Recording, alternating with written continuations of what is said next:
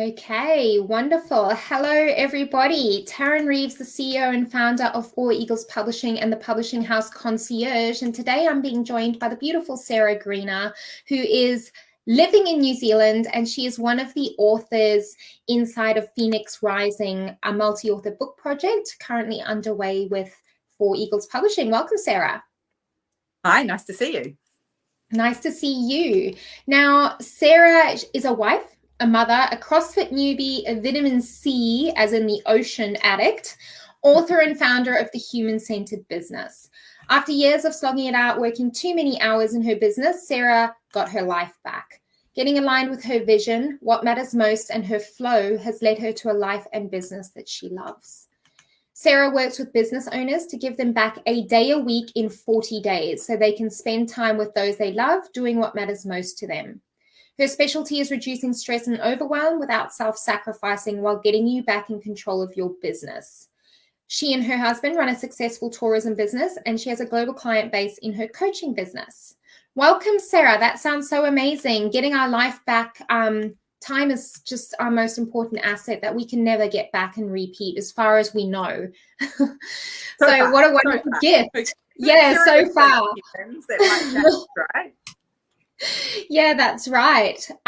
So tell me more about you've got the two businesses, obviously. You've got the cruising business that you do in the beautiful Bay of Sounds, is it? Bay of Islands. So Bay of Islands in New Zealand. And then you've got your business coaching business where you teach people how to streamline, I'm assuming, so that they can get their time back. Tell me more. Yeah, so yes, there's an element of that. I think the biggest challenge is that in small business is big business now, right? So there's 1,000 million people out there telling all of us small business owners all the things we should be doing. And if you wrote them down, it would go around the world like, I don't know how many times, a lot of times. And so as business owners, there's kind of this massive long list of what we need to be doing in our business. And then that just assumes that we just run a business. Like, I don't know about you, but you know, most of us that I've come across have other hats that we wear, whether we've got an intimate partner, we've got children. More often than not, I'm working with people that have got a role in the community as well. So they're either working with sports groups or their local church, or in New Zealand, their local marae, and they're adding value in other ways. And they've just kind of got them into a place where they've said yes to everyone and they're trying to meet everyone's expectations, and they kind of lost themselves. And along that journey means that they're just working all the time for someone else in some role, and there's nothing left for them. And funnily enough, they're exhausted, they're stressed, and they're overwhelmed. And so this was my journey, and I just want not for that to be the case with small business owners, because I don't think it's sustainable, and I think it's one of the reasons we're not as productive as we could be. Yeah, absolutely. I mean, I think so many people get so overwhelmed, like you said, being told that we have to be everywhere and do everything in order for our business to be successful and to make money. And it's just like this pressure to go, well, I branched out of the norm to start my own business and I have to make it work. Otherwise, I've got to go back to corporate and I've got to do all this stuff. And you've got your partner potentially going, well, where's the money? And your parents going, what the hell are you doing? And not to mention your own, self-criticism, your own inner critic who's probably giving you a hell of a hard time as well. So then you can end up running faster and faster and faster. And then the business that you started to give you freedom in whatever capacity you desired has suddenly eaten up every part of your life and who you were. Totally. It becomes this monster that all of a sudden you're like, when I get this done, then we'll have that freedom I've talked about. When I get this done, and that kind of, one day, someday in the future, it just never shows up because there's always something else to do. Like, it's that waiting for your ducks to line up and then it never showing up. So that was really important for me to understand. And once I got my head around it, I thought it was just a me story. And then when you start talking to people, you go, oh, we're all doing it. Or a good chunk of us are doing it, especially women, there's so many expectations. That whole place from where we used to be stay at home and nurture and look after the children, and past generations fought for us not to just have that role, to have other roles. And I think we've kind of taken it that they fought for us to have this role, so we have to do the new roles of being a provider and running our businesses as well as still doing all the traditional roles as well. And that's just not where I see it being at, for me anyway. I don't believe that it's actually physically possible to do everything that our mums and grandmothers were doing and run a business, and you can't fulfill all of those requirements for everyone all at the same time. You'll be exhausted. Exactly. And that results in, unhappiness and stress and overwhelm and all those things. And then you become a person or start behaving like a person that you don't like anyway. And then you've got all the mum guilt and the partner guilt and all of the above, right? There's no way to escape it. Yeah, there's no way to escape it. Like if you're at home, you're guilty because you're not at work. If you're at work, you're guilty because you're not at home. That certainly doesn't sound like freedom. Well, it's certainly the place that I got to, it wasn't freedom at all. Yeah. Yep. I'm hearing you, and I've been there too, and I'm sure many people listening have as well. So tell me a little bit more then about how you coach your clients to get back a day a week within 40 days. Yeah, absolutely. Yeah, so there's a number of different things that we do, and we really start off with really uncovering all those stories. Like we've grown up with lots of stories around time. You'll hear them, they're in the cliches, right? You want something done, give it to a busy person. If you if you work hard, you'll be successful, which somehow we've translated that into if I work lots of hours, I'll be successful. Like we've just got these cliches that have been around for a lot of years, and we use them to reinforce that the behavior that we're exhibiting is good. It's going to make us successful. We tell people that we're busy. So in business, when you ask people, how are you? They're like, busy. Like it's this massive badge of honor. Like, hey, things are really good. I've got lots of clients, which for me now, when I say, how are you? And their first response is busy, it's a big red flag that they're under pressure. They've not got their priorities sorted. So unpacking those stories and getting really clear on these are just stories that we've made up or that society's made up for us and we've bought into, and unpacking that, because once we recognize that we can actually make up any set of rules that we want for our lives and start remembering that we can choose, that really helps because a lot of the times we've got to that place where we say I have to or I don't have a choice. And so that's the really very first place we start. Once we kind of work that out, then it's about actually what does success look like for you. So 25-year-old Sarah, living on a beach in Thailand with her then boyfriend, running a kayaking business, had a different version of success versus nearly 40-year-old Sarah with a mortgage, a husband and a daughter. So getting really clear on what that looks like for you, not what Facebook or Instagram should say. Like the whole be a 7-figure business, be an 8-figure business, make your money online, not working very hard crap, as far as I'm concerned, is really warping what success looks like, because success is a really personal thing. So what matters most to you? And what do you want each of those areas that matter most to you to look like 10 years from now? Because you've got to start working on that now. And then nothing worse than running furiously in the wrong direction. And that's what it's really easy to do when you're just trying to get through day by day by day. You look up and go, hold on, my vision's over there. Why am I going in that direction? And then think, so clarity. So unpack those stories, get some real clarity around actually what do you want? And then start making some steps towards that. Because when you're really aligned with that vision of what you want for your life, and you can see that life's getting better and better each day, you're actually going to do the right things without procrastinating, without feeling overwhelmed, without feeling stressed. So that's where I start.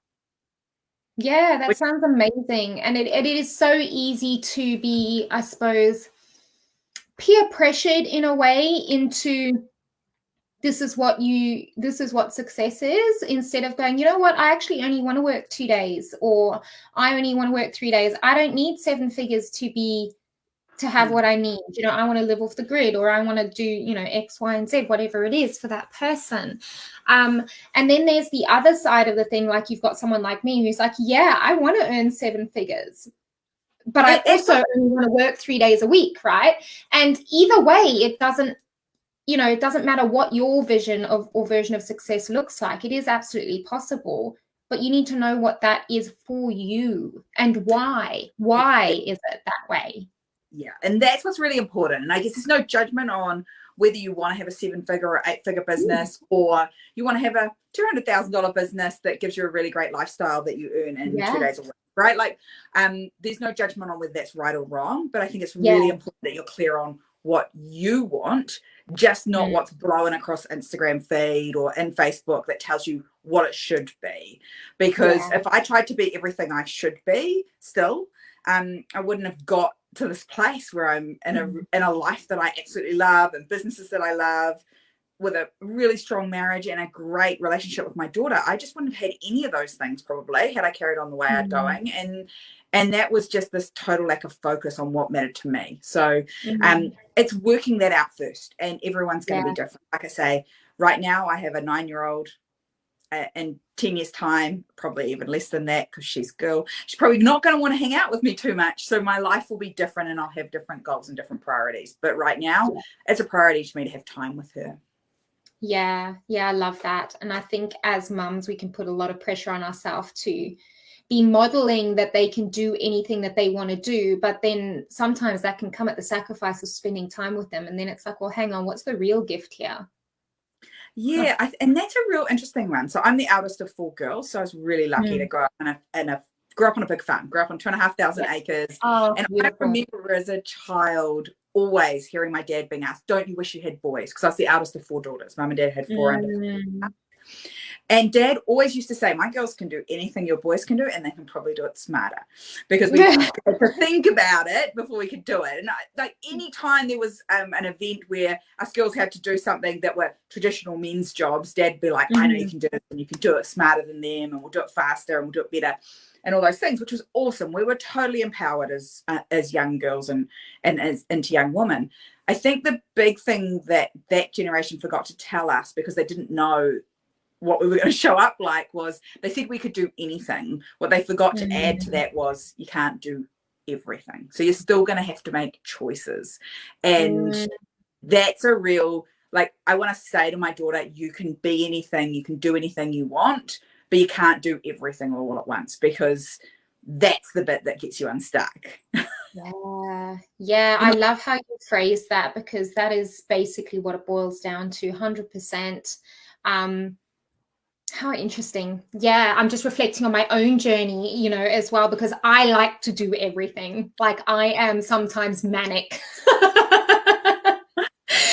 And because I'm creative as well, I'm like, oh, I've got this idea, and now I'm just going to do it. And then I look up and I'm like, hang on, I've been at this for 7 hours and I haven't even stood up for a break, And then I wonder why I'm tired. But it's because nobody ever said to you, it's okay not to do everything, or take your time to do everything. Rather. Yeah, it's kind of that whole, we get told, opportunity only knocks once, and like there's a whole lot of this stuff. That if I don't do it now and I don't grab it with both hands, it'll go away. I don't believe that anymore. I don't believe that opportunity only knocks once. If it's the right time and it's meant to be the right thing, it will come along again, or you can go and create for it to happen again, rather than expecting that it will just be along once, and if you don't grab it, you'll miss it. I certainly want to live a life of no regrets, but like you say, if you can't slow down and enjoy the journey and enjoy the process of the things you've chosen to do, like I deliberately chose to be a mum, and I deliberately chose to be a businesswoman, I can't enjoy that process, then why am I doing it? Exactly, 100%. I love it. Now, you have written a chapter inside of Phoenix Rising, which is due to come out in September. Do you want to talk a bit about that process and how it was for you? Yeah, sure. So I think what was really interesting is I don't necessarily pride myself as being a writer, I guess, would be the big thing I would say about that. Clearly, I love to talk.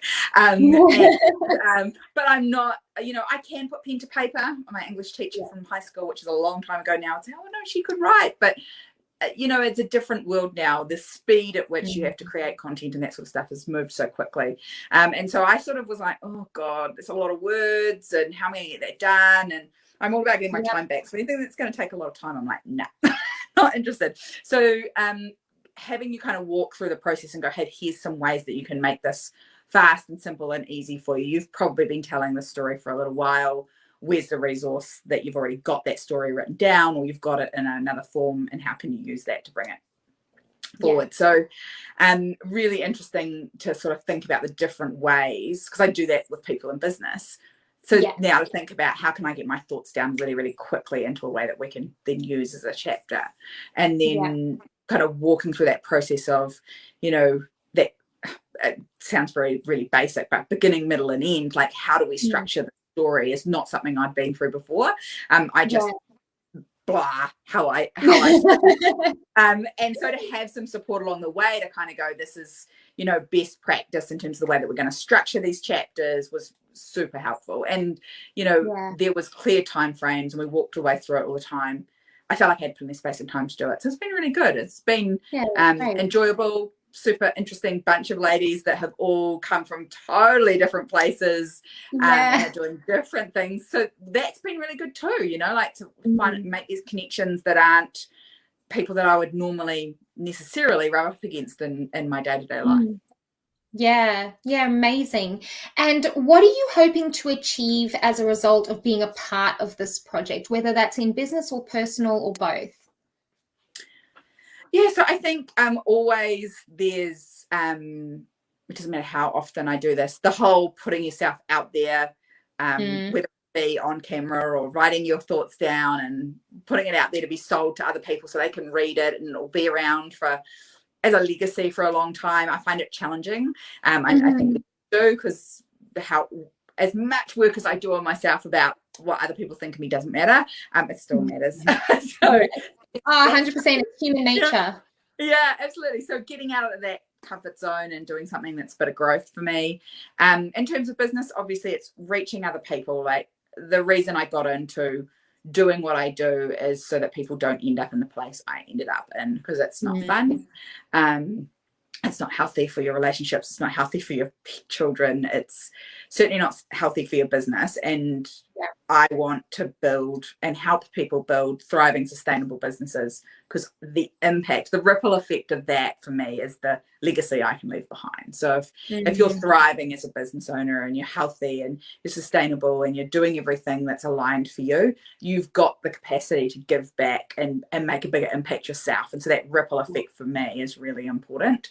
So it helps me to reach more people from that point of view. So if I can reach people that need some support in that space and help them, that's where it's going to go from there. Yeah, amazing. It can definitely do that for you. So we are in the editing stages at the moment of Phoenix Rising. Like I said, it comes out in September, but we have another multi-author book project that's currently open for applications. It is called Corporate Dropouts: From Employee to Entrepreneur. Meet the entrepreneurs who took the leap and soared. So if you are listening and you kind of want to get in on this kind of a project, or you think that you might be even a little bit curious about the whole multi-author book project and becoming a best-selling author and what that can do for you, then please reach out and we can have a chat about what that could potentially look like for you.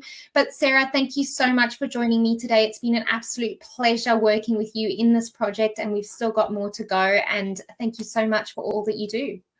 My pleasure. Thanks for having me. Have a great day.